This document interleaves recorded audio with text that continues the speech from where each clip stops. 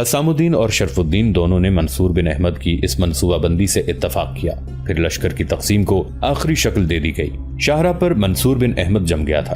دائیں جانب ذرا ہٹ کر اپنے حصے کے لشکر کے ساتھ شرف الدین اور بائیں جانب حسام الدین گھات میں چلے گئے تھے۔ اب وہ منگولوں کے اس لشکر کا انتظار کرنے لگے تھے جس نے مغرب سے حلب شہر کی طرف آنا تھا۔ آخر منگولوں کا لشکر نمودار ہوا۔ وہ کافی بڑا لشکر تھا۔ چونکہ شاہراہ پر منصور بن احمد اپنے حصے کے لشکر کے ساتھ ان کی راہ روکے ہوئے تھا، لہذا قریب آ کر منگول سالاروں نے لشکر کو روک لیا۔ انہوں نے دیکھ لیا تھا کہ مسلمانوں کا ایک لشکر ان کی راہ روکے کھڑا ہے۔ انہیں پہلے ہی اطلاع ہو چکی تھی کہ مسلمانوں کا سالار منصور بن احمد حلب کے منگول لشکر پر حملہ آور ہوا ہے اور اسے بے پناہ نقصان پہنچایا ہے، لہٰذا وہ جان گئے کہ اس لشکر نے ان کی راہ روکی ہے، وہ یقیناً منصور بن احمد کا ہی لشکر ہے۔ گو اس لشکر کی تعداد بہت کم تھی، لیکن منصور بن احمد کا نام ہی ایسا تھا جو منگولوں کے لیے خوف، وحشت اور ہراس کی علامت بنا ہوا تھا۔ تاہم منگولوں نے منصور بن احمد پر ضرب لگانے کے لیے اپنی صفیں درست کر لیں، اس لیے کہ ان کے خاقان ہلاکو خان نے حکم دے رکھا تھا کہ منصور بن احمد کا سر کاٹ کر اس کے سامنے پیش کیا جائے۔ چنانچہ منگول سالار حرکت میں آئے، آگے بڑھے۔ اس کے بعد وہ منصور بن احمد کے لشکر پر حملہ آور ہو گئے تھے۔ جوابی کارروائی کرتے ہوئے منصور بن احمد نے بھی اپنے لشکر کو آگے بڑھایا۔ منگولوں کا منصور بن احمد کے ساتھ تھوڑی ہی دیر ٹکراؤ ہوا تھا کہ دائیں جانب سے شرف الدین کردی نمودار ہوا اور منگولوں کے لشکر کے ایک پہلو پر حملہ آور ہو گئے تھے۔ منگول پہلے ہی منصور بن احمد سے ٹکرا رہے تھے۔ ان کے کچھ لشکریوں نے منصور بن احمد کو پہچان بھی لیا تھا اور یہ خبر پورے منگول لشکر میں پھیل گئی تھی کہ جس لشکر نے ان کی راہ روکی ہے اس کی کمانداری خود منصور بن احمد کر رہا ہے۔ اور جب دائیں جانب سے شرف الدین کردی نے ضرب لگائی تب منگولوں کے لشکر میں ایک ہلچل، افراتفری اور بدنظمی پھیلنا شروع ہو گئی۔ اسی موقع پر حسام الدین جوکندار منگولوں کی پشت کی جانب سے نمودار ہوا۔ ایسا لگتا تھا گویا ابلیس کے منہ سے لگام نکل گئی ہو اور شیطان بے خوف و خطر اور جری زائر اجل بن کر ہڈیوں کے گودوں تک میں اترتا چلا گیا ہو۔ موت آفاق کی وسعتوں سے نکل کر بے زنجیر آسیب کی طرح ناچ اٹھی تھی۔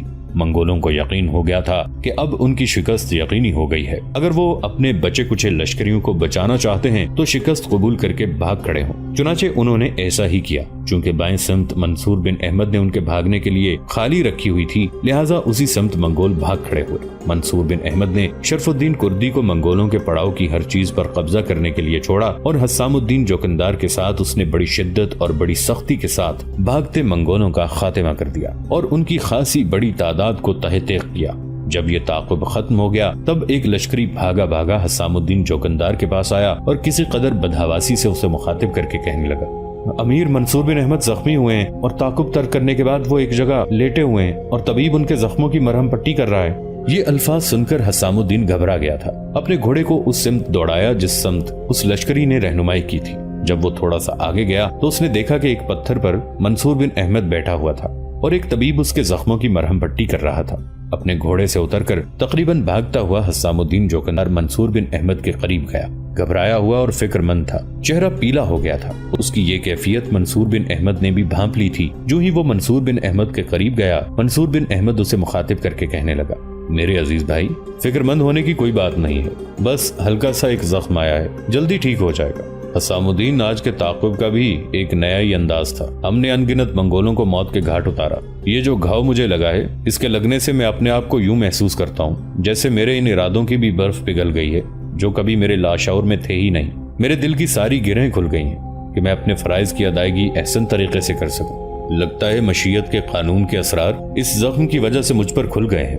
حسام الدین، منگولوں کا قتل عام کرتے ہوئے مجھے جو زخم لگا ہے، خداوند قدوس کی قسم، اس کے کرب سے لگتا ہے شبنم اور چاندنی اور عبادتوں کا تقدس جاگ اٹھا ہو۔ منگولوں کے مظالم دیکھ دیکھ کر کبھی میری زبان کا ذائقہ تلخ تھا، حلق کڑوا تھا، لیکن آج منگولوں کا قتل عام کرتے ہوئے جو زخم لگا ہے، اس کی تاثیر کچھ نرالی ہے۔ دل چاہتا ہے روز ہی ایسے زخم لگتے رہیں اور روز میں ان منگولوں کا قتل عام کروں۔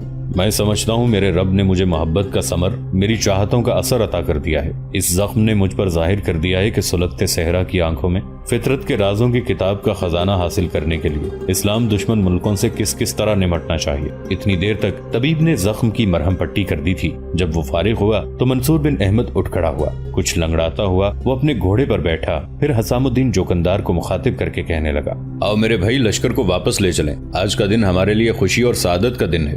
जो हमने अपने उन अनगिनत बदबख्तों को मौत के घाट उतारा, जिन्होंने बगदाद के तकद्दुस को खराब किया, जिन्होंने मुसलमानों पर वो मजालिम किए जिन पर जिस कदर सोचा जाए जहन उतना ही खराब होता है। और आज इन मंगोलों से हमने खूब इंतकाम लिया। इसके बाद मंसूर बिन अहमद और हसामुद्दीन जोकंदार लश्कर को लेकर उस जगह आए जहां मंगोलों के साथ टकराव हुआ था। वहां शरफुद्दीन ने मंगोलों की पड़ाव की हर चीज को संभाल लिया था। हसामुद्दीन के साथ मंसूर बिन अहमद ने सामान का जायजा लिया और शरफुद्दीन कुर्दी और हसामुद्दीन जोकंदार को मुखातिब करके बोला, कुछ दस्ते मुकर्रर करो जिनमें से ज्यादातर इस जंग के दौरान जख्मी होने वाले शामिल हों, और उन्हें सारा सामान देकर कोहिस्तान कैचाक की तरफ रवाना कर दो। और मेरी तरफ से लोई ताशी और यांग खान को पैगाम पहुंचा दो कि अपनी मर्जी और सवाबदीद के मुताबिक सामान की तकसीम को आखिरी शक्ल दें। साथ ही उन्हें यह भी कहना कि जो जख्मी लश्कर हम भेज रहे हैं इन्हें मुकम्मल आराम करने का मौका दिया जाए और इनके बदले में हमें ताज़ा दम लश्करी भेजने की जरूरत नहीं है, इसलिए कि हम इन इलाकों से ही मुसलमान लश्करी भर्ती करके आने वाले दौर में फिर मंगोलों के खिलाफ हरकत में आएंगे। हसामुद्दीन और शरफुद्दीन कुर्दी पीछे हट गए। उन्होंने कुछ दस्ते मुकर्रर किए। उन दस्तों में ज्यादातर उस जंग में जख्मी होने वालों की तादाद थी। फिर मंगोलों के पड़ाव से मिलने वाला सारा सामान उन्हीं के बारबरदारी के जानवरों पर लादा गया जो वो अपने साथ लेकर आए थे, और फिर माल गनीमत का वो सारा सामान, वो दस्ते जो हसामुद्दीन और शरफुद्दीन ने मुकर्रर किए थे, कोहिस्तान कैचाक की तरफ रवाना हो गए। इन दस्तों की रवानगी के बाद मंसूर बिन अहमद, शरफुद्दीन और हसामुद्दीन कुर्दी एक जगह बैठ गए। फिर गुफ्तगू का आगाज शरफुद्दीन कुर्दी ने किया और मंसूर बिन अहमद की तरफ देखते हुए कहने लगा, अमीर, मैं बेहद खुश हूँ कि आपकी सरकर्दगी एक बार हलब शहर से बाहर और एक बार अब हमने मंगोलों को बदतरीन शिकस्त देकर उनका खूब कत्लेआम किया है। अब मैं और हसामुद्दीन ये जानना चाहेंगे कि इससे आगे आपकी क्या मंसूबाबंदी है और किधर का रुख करेंगे। जवाब में मंसूर बिन अहमद मुस्कुराया और कहने लगा, हलब में जो मंगोलों का लश्कर मुतय्यन था उसका घमंड तो हम तोड़ चुके हैं, साथ ही उनके लश्कर की तादाद भी कम कर चुके हैं। इन हालात में मेरा ख्याल है कि हम शाम के रास्तों पर सफर करते हुए हुमस शहर की तरफ बढ़ें। अपनी रवानगी से पहले अपने मुखबिरों को उस समत रवाना कर देंगे ताकि हुमस शहर से मुतालिक हमें तफसील बताते रहें कि वहाँ किस कदर मंगोल हैं और उन पर किस तरह हमलावर होकर अपनी कामयाबी का दर खोला जा सकता है। शरफुद्दीन कुर्दी और हसामुद्दीन जोकंदार ने इससे इत्तफाक किया। फिर कबल इसके कि दोनों में से मंसूर बिन अहमद से कोई सवाल करता, कुछ मुखबिर पड़ाव में दाखिल हुए। वो उधर आए जहाँ मंसूर बिन अहमद, हसामुद्दीन जोकंदार और शरफुद्दीन बैठे थे। अपने घोड़ों से जब वो उतरे तो मंसूर बिन अहमद ने उन्हें हाथ के इशारे से अपने हसामुद्दीन और शरफुद्दीन के करीब बैठने के लिए कहा। जब वो बैठ गए तब गुफ्तगू का आगाज मंसूर बिन अहमद किया और आने वाले मुखबिरों को मुखातिब करके कहने लगा, क्या तुम हलाकू खान की तरफ से हमारे लिए नई खबर लेकर आए हो? जवाब में मुखबिर ने कुछ सोचा, फिर वो मंसूर बिन अहमद की तरफ देखते हुए कहने लगा, हम हलाकू की तरफ से नहीं बल्कि मंगोलों की एक नई और बहुत बड़ी कुव्वत की खबर लेकर आपके पास आए हैं। अपने मुखबिर के ये अल्फाज सुनकर मंसूर बिन अहमद चौंका था। यही हालत शरफुद्दीन और हसामुद्दीन की भी थी। चुनाचे मंसूर बिन अहमद ने बड़ी शफकत से उनकी तरफ देखते हुए पूछ लिया, मेरे अजीज भाई, ये नई कुव्वत कौन सी है और कहां से उभरी है? इस पर मुखबिर ने अपने होंठों पर जबान फेरी। दोबारा वो मंसूर बिन अहमद को मुखातिब करके कह रहा था, अमीर, आप जानते हैं माजी में हलाकू खान ने अपने 2 सालारों तुरान एल खान और बायदो को बगदाद और उसके सारे मगरबी इलाकों की हिफाजत के लिए छोड़ा था। आप जानते हैं मंगोलों के इस वक्त बड़े बड़े लश्कर 3 शहरों में हैं, बगदाद, मरागा और तबरेज। इसके अलावा 2 खासे बड़े लश्कर बायदो और तुरान एल खान की सरकर्दगी में भी हैं। और इन दोनों सालारों को हलाकू खान ने सिर्फ आपके खिलाफ मुतहर्रिक किया है। उन्हें हिदायत कर रखी है कि न सिर्फ इन इलाकों की हिफाजत करनी है बल्कि आपका नाम कर उसने कहा था कि आपको हर सूरत में शिकस्त देकर गिरफ्तार करके उसके सामने पेश करना है। मंसूर बिन अहमद मुस्कुराया, फिर कहने लगा, जब तक मेरा अल्लाह नहीं चाहेगा ऐसा नहीं होगा। अगर मेरे अल्लाह को मंजूर है कि मैं नाकाम होकर इन मंगोलों के हत्थे चढ़ जाऊं तो ना कोई मुझे बचा सकता है, ना मेरी हिफाजत का सामान कर सकता है। बहरहाल तुम खबर कहो क्या है? जवाब में वो मुखबिर फिर बोला और कहने लगा, मैं आपसे गुजारिश कर चुका हूं कि मंगोलों के 2 बड़े लश्कर पहले ही बायदो और तुरान अल खान की सरकर्दगी में इन इलाकों में सरगर्दा थे। उन्हें आपके इन इलाकों पर हमलावर होने से पहले हलब के नवाह में मंगोलों को शिकस्त देने और उसके बाद हलब का जो लश्कर मगरिब की तरफ गया है उसकी खबर भी उन तक पहुंच चुकी है, इसलिए कि वो दोनों मूसल और रक्का शहर के दरमियान मुख्तलिफ जगहों पर कयाम किए हुए थे। अब ये दोनों सालार यानी बायदो और तुरान अल खान मुत्तहिद हो गए हैं। अपने लश्कर को भी उन्होंने यकजा कर लिया है और बड़ी तेजी और बर्क रफ्तारी के साथ वो आपका रुख कर रहे हैं, इसलिए कि उन्हें खदशा और खतरा है कि अगर आप इसी तरह मंगोलों का कत्लेआम करते रहे और ये खबरें हलाकू तक पहुंच गईं तो हलाकू उनका अंजाम बड़ा बुरा करेगा। इस बिना पर वो हर सूरत में आपको घेर कर आपका खातिमा करने की कोशिश करेंगे और ऐसा करके वो हलाकू खान से दाद हासिल करने की कोशिश करेंगे। मुखबिर जब खामोश हुआ तब उसे मुखातिब करते हुए मंसूर बिन अहमद फिर बोल पड़ा, अगर ये मामला है तो मंगोलों का ये मुत्तहिद लश्कर इस वक्त कहाँ है? मुखबिर ने कुछ सोचा, फिर मंसूर बिन अहमद को मुखातिब करके कहने लगा, अमीर, ये लश्कर इस शाहराह पर सफर कर रहा है जो मूसल से निकलकर रक्का शहर और फिर हल्ब का रुख करती है। हमने अपनी आंखों से उन्हें पेशकदमी करते देखा है और जहाँ तक मैं अंदाजा लगा सका हूँ वो अब यहाँ से 25-30 मील दूर होंगे, इसलिए कि जब हम रवाना हुए थे वो रक्का शहर को अबूर कर चुके थे। हम बड़ी तेज रफ्तारी से समत आए हैं, जबकि उनके आगे बढ़ने की रफ्तार किसी कदर सुस्त है। इसकी दो वजूहात हैं। अव्वल ये कि दोनों लश्कर मुत्तहिद हो गए हैं, उनकी तादाद काफी है और आगे बढ़ने की रफ्तार सुस्त है। दूसरी वजह यह है कि उनके पास बड़ा साजो सामान है जो यहाँ क़याम के दौरान वो इकट्ठा करते रहे हैं ताकि कुछ अपने लिए रखें और हलाकू खान की तरफ रवाना करें। ज्यादा सामान होने की वजह से भी उनकी पेशकदमी तेज नहीं है। उनके सामान में खुराक के लिए अनगिनत भेड़ बकरियां हैं, बेशुमार बारबरदारी के जानवर हैं जो सामान से लदे हुए हैं और इस सारे सामान को वो लश्कर के दरमियानी हिस्से में रखते हैं और उसकी खूब हिफाजत करते हैं। मुखबिर जब खामोश हुआ तब मंसूर बिन अहमद कुछ देर तक गहरी सोचों में डूबा रहा। फिर मुखबिर को मुखातिब करके कहने लगा, तुम थोड़ी देर आराम करो, खाना खाओ, इसके बाद फिर अपने काम में लग जाओ। लेकिन जाने से पहले मेरी एक बात सुनो। अपने वो साथी जो तुम्हारे साथ काम कर रहे हैं उन्हें भी इससे आगाह कर देना कि मैं बायदू और तोरान एल खान के आने की वजह से इन इलाकों से निकलूंगा नहीं।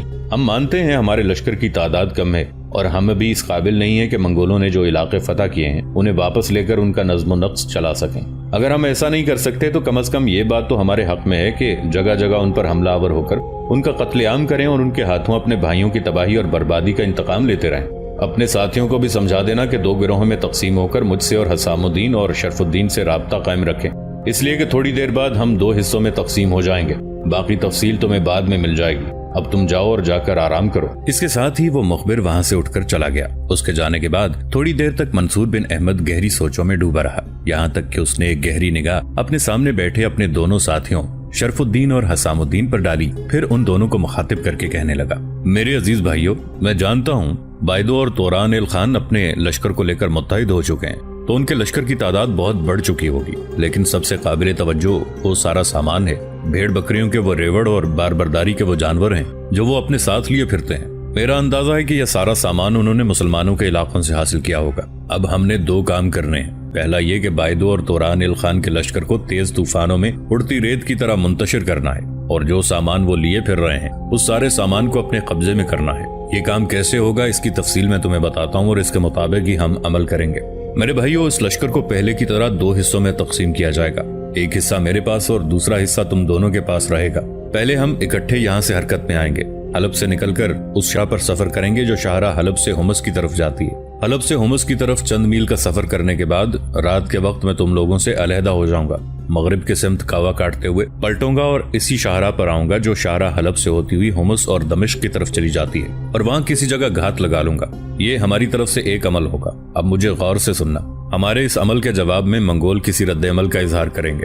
जब उनके मुखबिर उन्हें ये इत्तला देंगे कि मंसूर बिन अहमद का लश्कर तेजी से हलब के मंगोलों का कत्लेआम करने के बाद जुनूब की तरफ हट गया है, तो वो बड़े परेशान होंगे, इसलिए कि ये खबर पहले ही उन इलाकों में गर्दिश कर चुकी है कि मैं अपने लश्कर के साथ जुनूब का रुख करूंगा और हलाकू खान जब मिस्र पर हमलावर होगा तो उसकी पुश्त पर हमलावर हो जाऊंगा। बायदो और तोरान एल खान किसी सूरत ये पसंद नहीं करेंगे कि मैं उनसे बचकर जुनूब की तरफ चला जाऊं। अगर ऐसा हो जाए तो हलाकू उन दोनों की खाल उतार कर रख देगा। इस बिना पर वो ये काम करेंगे कि लश्कर को दो हिस्सों में तकसीम कर देंगे। एक हिस्से को शहर के नवा में ठहराएंगे, अपने लश्कर का सारा साजो सामान वहीं रखेंगे और उस लश्कर को अपने पड़ाव की हिफाजत पर मुकर्रर करने के बाद दूसरा हिस्सा हमारे ताक़ुब में लगाएंगे। अब तुम दोनों भाइयों का काम ये होगा कि तुम चंद मील मजीद आगे जाना, इसके बाद बाएं जानिब मुड़ना। तुम भी कावा काटते हुए शिमाल में मेरे पास जाना। इस सिलसिले में हमारे मुखबिर हमारे साथ राब्ता रखेंगे। तुम दोनों को अपने हिस्से के लश्कर के साथ मैं मजीद जुनूब की तरफ इसलिए भेजना चाहता हूँ कि इस वक्त तक मंगोल अपने लश्कर को दो हिस्सों में तकसीम कर देंगे और फिर एक हिस्सा तुम्हारे ताक़ुब में लग जाएगा। उस वक्त तक तुम मुड़कर मेरे पास पहुंच जाना। इसके बाद हम अपने काम की इब्तदा करेंगे। जाहिर है जो मंगोलों का हिस्सा जुनूब की तरफ हमारे ताक़ुब में निकलेगा उसकी कमानदारी बायदो खुद करेगा और लश्कर के जिस हिस्से को पड़ाव की हिफाजत के लिए हलब शहर के नवा में छोड़ेगा उसकी कमानदारी तोरान एल खान के हवाले करेगा। अब हमारे काम की इब्तदा होगी। तुम दोनों अपने हिस्से के लश्कर को लेकर मेरे पास पहुंच जाओगे तो रात की तारीकी में हलब शहर के नवा में हम तोरान एल खान पर शबखून मारेंगे। ये शबखून भी बड़ा खौफनाक और नई किस्म का होगा और फिर मैं देखूंगा तोरान एल खान और उसके साथी मंगोल इस शबखून से कैसे बचते हैं। कोशिश ये की जाएगी कि अगर मुकम्मल नहीं तो इस लश्कर की अक्सरियत का कत्लेआम किया जाए और जिस कदर मुमकिन हो उनकी तादाद को कम कर दिया जाए। हमने ये कोशिश करनी है कि जो लश्कर बायदो और तोरान एल खान लेकर आ रहे हैं तब शबखून के नतीजे में उनकी तादाद को आधा करके रखते हैं। कामयाब शबखून मारने और मंगोलों के पड़ाव की हर चीज, भेड़ बकरियों और बारबरदारी के सारे जानवरों पर कब्जा करने के बाद रात की तारीकी में हम कोहिस्तान कैचाक की तरफ कूच कर जाएंगे। अब तुम ये पूछोगे कि तौरान एल खान के लश्कर पर शबखून मारने के बाद क्या हम बायदों पर हमलावर नहीं होंगे? मेरे अजीज भाइयों, हमारे सामने सिर्फ मंगोलों का कत्लेआम ही नहीं रहना चाहिए और यही वाहिद मकसद नहीं होना चाहिए। हमारा दूसरा मकसद ये भी होना चाहिए कि हमने अपने लश्करों की भी हिफाजत करनी है, इसलिए कि हमारे पास पहले ही छोटा लश्कर है जिसके साथ हम मंगोलों पर शबखून मार सकते हैं। जगह जगह हमलावर होकर अचानक उन पर वारिद होकर उन्हें नुकसान पहुंचा सकते हैं। अगर तौरान एल खान पर शबखून मारने के बाद उनके पड़ाव की हर चीज पर कब्जा करने के बाद हम यही कयाम करते हैं तो हमारे लिए मुश्किलात उठ खड़ी होंगी। पहली मुश्किल ये होगी कि हमारे पास बेशुमार साजो सामान होगा। जो कुछ मंगों के पड़ाव से हमें मिलेगा उसे संभालना भी हमारे लिए मसला होगा। दूसरे, तौरान एल खान हमारे कामयाब शबखून की खबरें मंगोल मुखबिर बायदो को पहुंचाएंगे तो बायदो पलटेगा और बायदो मुझे अच्छी तरह जानता है। वो अकेला मुझसे टकराने की जरूरत और जसारत नहीं करेगा। वो जानता है कि मैं इससे पहले कई बार उसके मुकद्दर में शिकस्त और नाकामी की तहरीरें रकम कर चुका हूँ। इस वक्त हुमस में मंगोलों का एक बहुत बड़ा लश्कर है, उसे भी साथ लेगा। हलब में जो मंगोलों का बचा कुचा लश्कर है उसे भी आगाह कर देगा और उन सबको इकट्ठा करने के बाद हमारे खिलाफ हरकत में आने की कोशिश करेगा। अगर वो ऐसा करते हैं तो फिर हमें नुकसान भी पहुंचा सकते हैं और मैं अपने लश्कर को इस नुकसान से बचाना चाहता हूँ। रात की तारीकी में ही ये सामान लेकर हम कोहिस्तान कैचाक की तरफ कूच कर जाएंगे। ये सारा सामान वहां पहुंचाने के बाद अपने मुखबिरों को चौकस कर देंगे जो इन इलाकों में होने वाली तब्दीली और इनकलाबात से हमें आगाह करते रहेंगे। इसके बाद हम फिर हरकत में आ सकते हैं। इस मौके पर मैं एक बात और भी कह दूं, वो ये कि जब हम मंगोलों के पड़ाव की हर चीज को समेटकर यहाँ से कोहिस्तान कैचाक की तरफ रवाना होंगे तो बायदो के मुखबिर उसे इत्तला दे सकते हैं और बायदो हुमस के मंगोलों और हलब के मंगोलों को अपने साथ लाने से पहले हमारा ताक़ुब कर सकता है। वो कभी पसंद नहीं करेगा कि हम तौरान एल खान के तहत काम करने वाले लश्कर का खात्मा करने के बाद मंगोलों का सारा सामान लेकर अपनी आमाजगाह की तरफ चले जाएं। वो पुश्त की तरफ से हमलावर होकर किस्मत आजमाई करेगा, लेकिन अपने मुखबिरों के जरिए हम चौकस रहेंगे और बायदो ऐसा करता है तो पलटकर ऐसा हमला उस पर किया जाएगा कि उसे वापसी और शिकस्त के अलावा कोई रास्ता नजर नहीं आएगा। यहाँ तक कहने के बाद मंसूर बिन अहमद रुक गया। कुछ देर खामोश रहा, फिर बारी बारी उसने गहरी निगाह शरफुद्दीन और हसामुद्दीन पर डाली। उसके बाद कहने लगा, मेरे भाइयों, जो कुछ मैं कहना चाहता था कह चुका। अब मैं तुम्हारे ख्यालात जानने की कोशिश करूंगा। जवाब में हसामुद्दीन और शरफुद्दीन ने एक दूसरे की तरफ गौर से देखा, मुस्कुराए। फिर हसामुद्दीन बोला और बड़ी संजीदगी में कहने लगा, अमीर मोहतरम, हमारे कोई ख्यालात नहीं है। यूं जानिए, जो कुछ आपने कहा है ये मेरे और शरफुद्दीन के दिल की आवाज है और खुदाबंद कुद्दूस ने चाहा तो जो मंसूबाबंदी आप कर रहे हैं उस पर हम अमल करने में कामयाब हो जाएंगे। हसामुद्दीन और शरफुद्दीन ने जब इससे इत्तफाक किया तब थोड़ी देर बाद मंसूर बिन अहमद के मुखबिरों ने ये इत्तला भी दी कि बायदो और तौरान एल खान अपने लश्कर के साथ 10 मील के फासले पर रह गए हैं। ये खबर मिलने के बाद मंसूर बिन अहमद फौरन हरकत में आया। अपने लश्कर के साथ उसने जुनूब की तरफ उस शाहराह पर सफर शुरू किया जो हल्ब से हुमस की तरफ जाती थी। दोस्तों, आज के लिए इतना ही। इसी कहानी की अगली किस्त के साथ बहुत जल्द हाजिर होंगे। नीचे कमेंट सेक्शन में अपनी राय का इजहार जरूर कीजिएगा। हमारे इस चैनल को सब्सक्राइब करके नीचे मौजूद बेल आइकन को भी जरूर क्लिक कीजिएगा। अगली मुलाकात तक के लिए हमारा और आपका अल्लाह निगहबान।